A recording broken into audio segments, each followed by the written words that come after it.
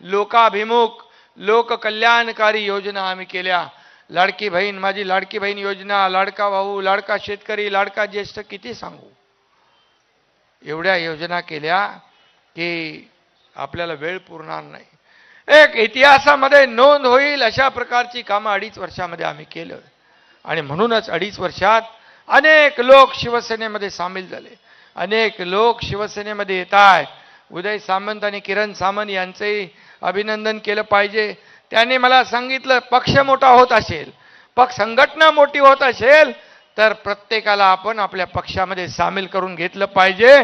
पक्ष मोठा झाला, पक्ष वाढला तरच आमची किंमत आहे.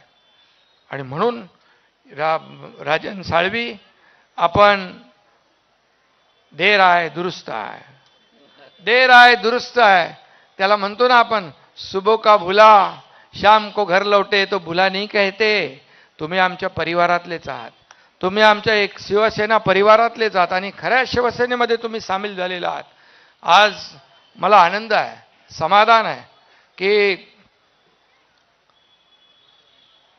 आज शिवसेनेमध्ये तुमचा सर्व परिवार, सर्व कार्यकर्ते, पदाधिकारी, हे मोजके आपण पदाधिकारी आणलेत. अनेक असंख्य शेकडो हजारो कार्यकर्ते त्या ठिकाणी आहेत. आणि तुम्ही मला आधी आल्यानंतर काय सांगितलं हेही मला माहीत आहे. कुठली अट शर्त न ठेवता या ठिकाणी शिवसेनेचं काम करायचं, पुढं जायचं, ही एवढीच तुमची भावना, भूमिका खऱ्या अर्थाने आपण बोलून दाखवली. पण या पक्षामध्ये जो काम करेल तो पुढे जाईल. आणि म्हणूनच मी आज तुम्हाला खूप मनापासून शुभेच्छा या ठिकाणी देत असताना, खरं म्हणजे ज्या पक्षाच्या विचारांना वाळवी लागली आहे तिथं कसा राहील राजन साळवी, कसा राहील? कुठेतरी बोर्ड लावला होता, काय बोर्ड कुठला तरी लावला होता ना. हा, ज्यांच्या विचारांना लागली वाळवी म्हणून इकडं आले राजन साळवी. आता खरं विचार किती, म्हणजे आज काल माझा परवा दिल्लीमध्ये महापराक्रमी आपले महादजी शिंदे राष्ट्रगौरव पुरस्कार मिळाला. मला शरद पवार साहेबांच्या हस्ते पुरस्कार मिळाला.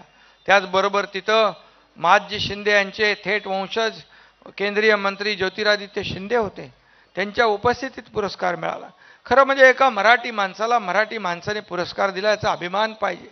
खरं म्हणजे अभिमान पाहिजे. किती जळणार, किती जळफळाट होणार तुमचा, किती शिव्याशाप देणार तुम्ही. माझी लाईन कापण्यापेक्षा तुमची लाईन वाढवा ना, तुमची लाईन वाढवा, काम करा, लोकांमध्ये जा आणि लोकांमध्ये जा. परंतु घरी बसलेल्या लोकांना लोक स्वीकारत नाहीत, हे विधानसभेच्या निवडणुकीने दाखवून दिले. आणि हा एकनाथ शिंदे, ज्या खडा रहता वही से लाईन शुरू हो जाती है, आणि ती जनसेवेची लाईन असते, कामाची असते.